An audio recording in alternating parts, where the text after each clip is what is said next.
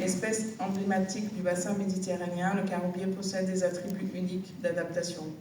Une très forte tolérance à la sécheresse et aux températures élevées, un faible besoin en eau, un atout majeur dans un pays où les ressources hydriques sont à leur niveau les plus bas depuis 30 ans, une capacité remarquable à stabiliser les sols, à lutter contre l'érosion et à soutenir la biodiversité, et un cycle de vie long permettant la restauration efficace d'écosystèmes dégradés.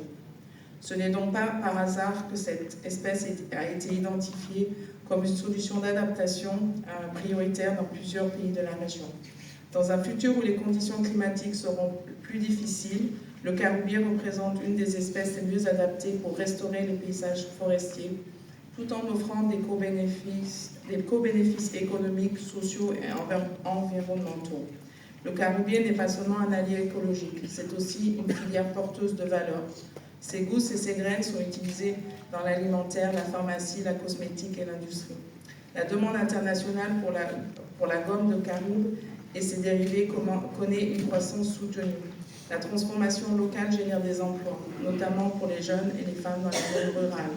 Le développement de la filière continue à fixer les populations dans leur territoire en apportant des revenus stables.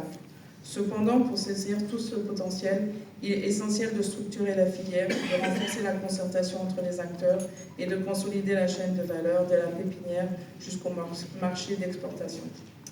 Mesdames, Messieurs, à travers le programme du microfinancement du Fonds environnemental mondial, le programme des Nations Unies pour le développement a soutenu ces dernières années 20 initiatives communautaires réparties sur 9 gouvernorats, portant notamment sur la plantation d'environ 16 000 plants, couvrant près de 100 hectares, la création et la rénovation de pépinières locales, le renforcement des capacités communautaires, une collaboration étroite avec les CRDA, l'INGREF et les structures académiques.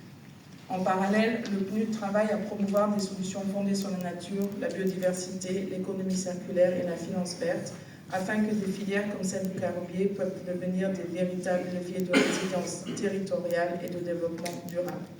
Notre objectif est clair, amener le caroubier à l'échelle, là où il peut restaurer les écosystèmes les plus dégradés et offrir des opportunités économiques aux populations les plus exposées aux risques climatiques. L'atelier d'aujourd'hui constitue une étape importante pour partager les connaissances techniques, identifier les contraintes, mettre en réseau les acteurs et surtout, co-construire une première feuille de route nationale pour le développement durable de la filière caroubier.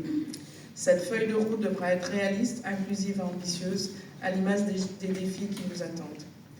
Donc pour conclure, je souhaite remercier chaleureusement la Direction générale des forêts pour son leadership constant, l'ensemble des directions des structures du ministère de l'Agriculture, les chercheurs, les pépiniéristes, les agriculteurs, les entreprises de transformation, les organisations de la société civile, ainsi que tous les participants et participantes ici présents.